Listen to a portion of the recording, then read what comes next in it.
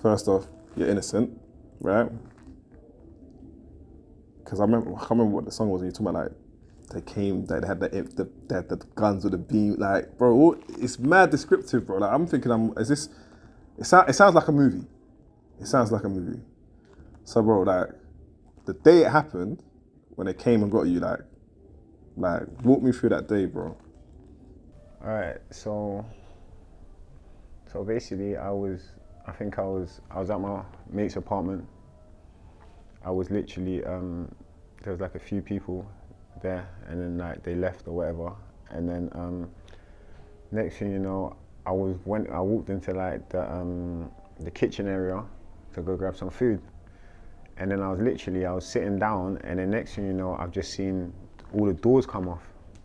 So I see the first door come off, and then the next thing you know, I'm seeing like about 10, 15 police officers running the house with guns drawn and stuff like that, and then they're telling me, "Free, stay where you are," blah blah blah.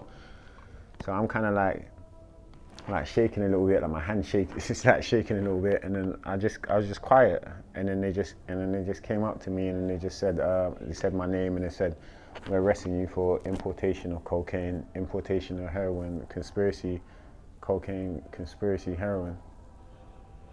And then literally I was arrested, and then I was brought into the station, and then I was brought into the police station, and then that's where they kind of charged. I was there for like a few days. I did no comment interview. I called my lawyers, and then they charged me in court, and then I was sent to prison. So, like, emotionally, what's that doing to you, though, bro? It just seems like it's a whirlwind. I mean, like, obviously, like, I understand that also innocent people can go to jail.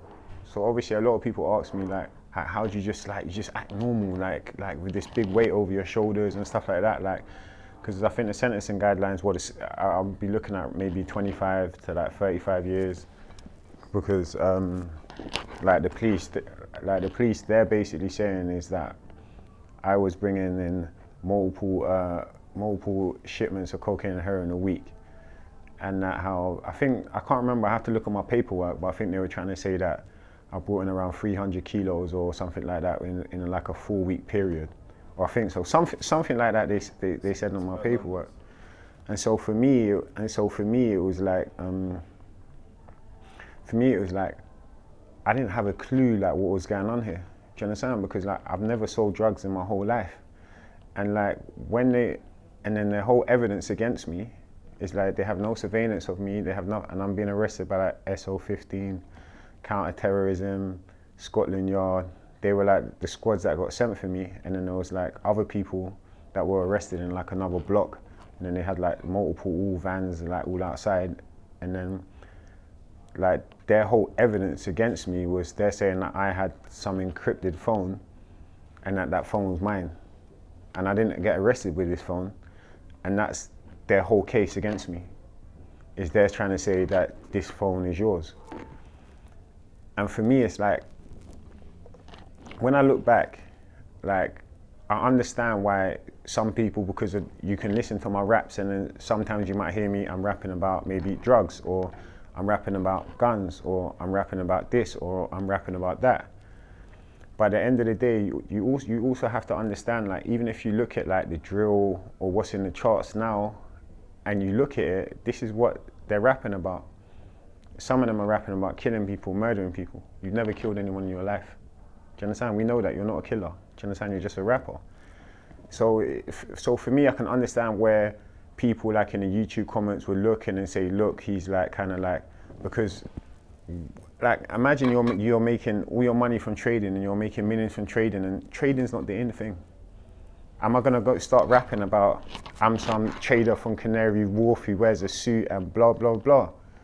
What was the end thing was drugs, you're kind of gangster, or you're kind of this, or you're kind of that. And then when you kind of got to look at things, like you look at like someone like, say for instance, like Rick Ross, for instance, he was talking about bringing in tons of cocaine from South America into Miami port.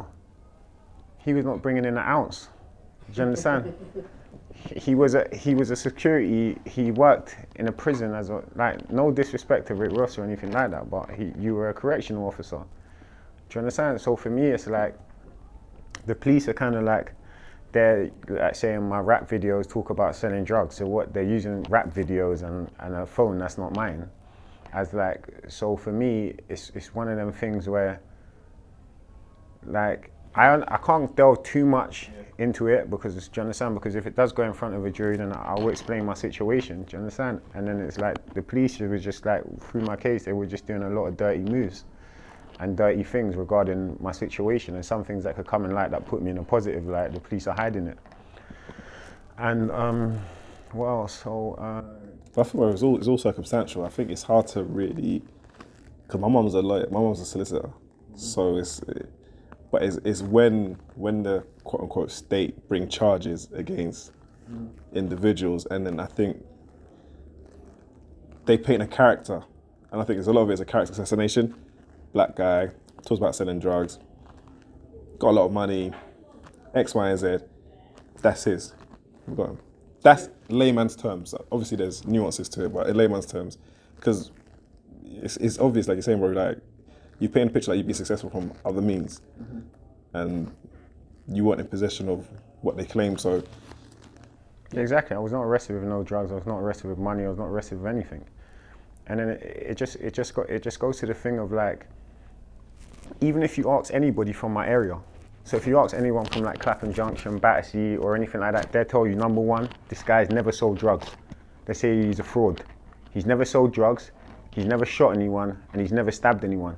And this is just stuff that, but then when you might go onto YouTube now, it might paint like a different picture from the comments and that. But at the same time, I understand that, because what have I rapped about? And then what have I shown? Do you understand? I haven't shown the Forex stuff until like kind of like now, with all my crypto stuff, with my crypto group, Stocks and Pips that I've been doing with my partners, JV and yeah. Some people that I grew up with, maybe they didn't do like the best things. Do you understand? But at the same time, like I stayed away from it. But at the same time, you can't help like who you grew up with or who you know. Because like you could be like you're, I don't know, there could be like some top shot lawyer and his brother's a murderer. Does that then make him a murderer? Do you understand? Or he might have a friend that's from school who is selling drugs and maybe he's a drug. Does that then make the lawyer a drug dealer? I won't say there's any regrets, but you said about painting a picture that doesn't all the way tally up to an extent, right? Do you ever regret putting out certain types of songs or, framing things that, or was it never that deep? I don't think it was like that. I just feel it was music. Like it's not like that. Do you understand? It's but like when you mean certain types of music, I don't know. I just feel like all the music I've done is like all the music that kind of everybody's done. Like Jay-Z's done, and like I feel like kind of that's like. I know that for some people, obviously, it's their life and it's their background and it's what they've been through. But, like, I mean, like, I saw all that stuff growing up. But I mean, that's what I mean. It's not foreign that you've seen it. It's not like it's not like it's everyday occurrences. Like, and especially being from South London. Like, anyone who's from South London knows South London is a lot different than like West, North, East. Obviously, there's gangsters from all over. But obviously, everyone knows South's kind of got the worst, do you understand? This is where like the majority of the shootings and stabbings are happening. So it's like, growing up in South London, you kind of get immune to that type of behavior. Like when you're growing up, you can look at the way man walks. Like back in the day, you can say, right, that my man's from South. You can look at someone and say West. You can look and say, right, that's a bricky. Do you understand? Like when you're from Junction, you can straight away say, right, that's a bricky. Without even knowing his face, just from his walk, his stance, everything, my man's from Brixton. Do you get me? So, yeah.